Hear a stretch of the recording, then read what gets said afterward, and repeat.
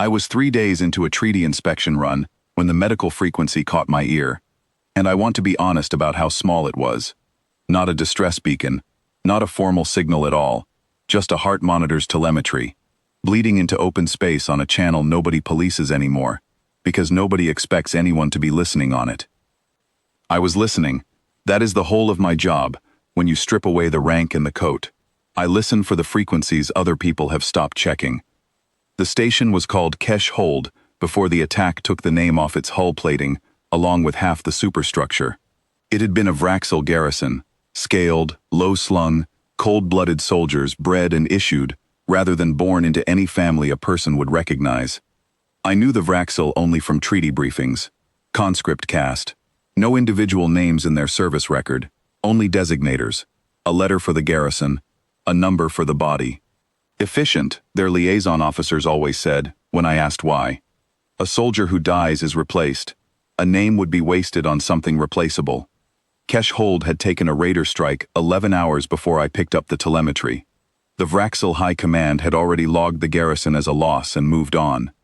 I know this because when I hailed the nearest Vraxil relay station to request coordinates and permission to render aid, the answer came back within the hour, polite and final. The survivors at Keshold were non-recoverable assets. Recovery vessels were needed elsewhere. My concern was noted and appreciated. Nobody had told the survivors that. The telemetry kept coming. The Calder's Reach is not built for this. She is a hospital ship, unarmed, slow, meant to trail behind treaty delegations and patch up the occasional diplomatic mishap. I am not a rescue captain. I had a crew of 11, a full ward, and 8 hours of fuel margin I was not supposed to spend. I spent it anyway, and I want to say I agonized over the decision. But the truth is simpler than that. Somebody was still transmitting a heartbeat. That was the whole of the argument. We came in through what was left of the station's observation dome, and the daylight from the system's yellow sun poured through the cracked glass in long gold bars across the wreckage, so that the first thing I saw of Keshold was not the damage, but the light lying across it, patient and ordinary, as if the sun had not noticed anything worth changing its schedule for. There were 9 survivors. 8 of them could be moved. The 9th was a conscript officer designated Val 7, sprawled against a support strut with a chest wound that had been packed, badly, with his own uniform lining, and a Vraxil field medic sitting beside him doing nothing at all, not out of cruelty, but because the medic had already run the arithmetic the way his doctrine trained him to. A soldier that wounded, that far from proper facilities, was not worth the supplies it would take to try. I did not run that arithmetic. I have never been able to, and it has cost my superiors patience over the years. I knelt down, opened my kit, and started working, and the field medic watched me the way you'd watch someone pour water into sand. Val 7 was conscious enough to speak, which surprised me more than the wound did. His voice came out flat and correct, reciting doctrine like a man reading his own eulogy. Recovery of this unit is not cost-effective. The human physician should redirect resources to viable personnel. He said it twice, patiently, as though I might not have understood the first time. I told him I'd heard him fine, and that I intended to ignore him, and kept working. The field medic sat back on his heels and watched the exchange with an expression I have since learned to recognize as the closest thing his people allow themselves to bewilderment. He was not old. Under the plating and the dust, his scales still had the faint blue sheen of someone who hadn't been in service more than a few years, and I understood, somewhere in the second hour, that some part of what I was doing was for his benefit as much as Val 7's. That a soldier who watched another soldier get abandoned learned, eventually, to expect the same for himself, and I did not particularly want to teach that lesson twice in one afternoon. Above us, through the shattered dome, the daylight kept its slow crawl across the wreckage, indifferent and patient, the way daylight always is, whatever is happening underneath it. I have worked in enough ruins to stop expecting the light to mean anything. It simply arrives, on schedule, whether or not anyone below it survives the day. My crew moved the other 8 in relay, while I stayed with Val 7. I heard them over comms as they went, a corpsman's voice, steady and low, explaining to a frightened conscript in halting trade pigeon that the pale ship overhead was not a raider, that no one was going to be sorted for salvage value on her decks, that a bed was a bed, and they would each get one whether or not the paperwork ever cleared. I don't know how much of that landed.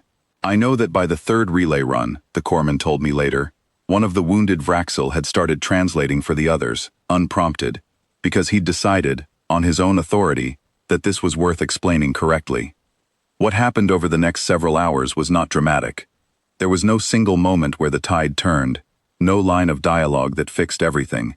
It was hours of pressure and fluids, and my hands staying steady because they had to, while outside the cracked dome, the Calder's Reach's shuttle made 3 more runs, ferrying the 8 who could be moved back up to the ward, and the daylight shifted slowly across the wreckage, the way daylight does when nobody's watching it, indifferent to how much was riding on it. By the time the shuttle made its final run, Val 7 was stable enough to move, but not stable enough to leave alone, and my own ship's departure window, the one that let us make our next scheduled inspection stop without a formal inquiry into the delay, had already closed 20 minutes earlier. My first officer asked me, over comms, gently, whether I was coming up with the last transport.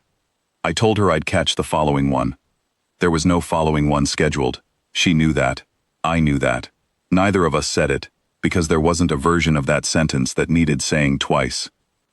I stayed on Keshold's medical deck with Val 7 for 11 more hours, past the point where the Calder's Reach could justify holding position, past the point where any inspection schedule would forgive the gap, monitoring a body that kept trying, in small honest increments, to decide whether it wanted to keep living. Somewhere in the 9th hour, his fever broke. Somewhere in the 10th, he opened his eyes and found me still there, and something in his face did a thing I have only seen a handful of times in this work. The particular stillness of someone recalculating an assumption they had never once thought to question. He asked me, in that same flat doctrinal voice, why I had stayed past the point of cost-effectiveness. I told him, the Calder's Reach doesn't run on that kind of math. He didn't have an answer for that. I don't think his training had ever given him one to reach for. Before we finally lifted off Keshold, with Val 7 stable in the transport berth, and the light through the cracked dome gone from gold to the pale white of late afternoon, I asked him, out of nothing more than habit, what his crewmates called him when the garrison wasn't listening. He said nothing for a long moment, and I thought I'd asked the wrong question, the kind that doesn't map onto Vraxil life at all.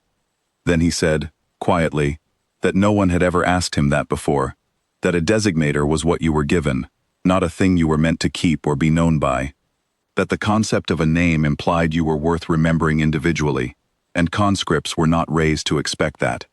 I didn't press him for one. I only told him he had time to think about it, now, and that I'd be there when he decided.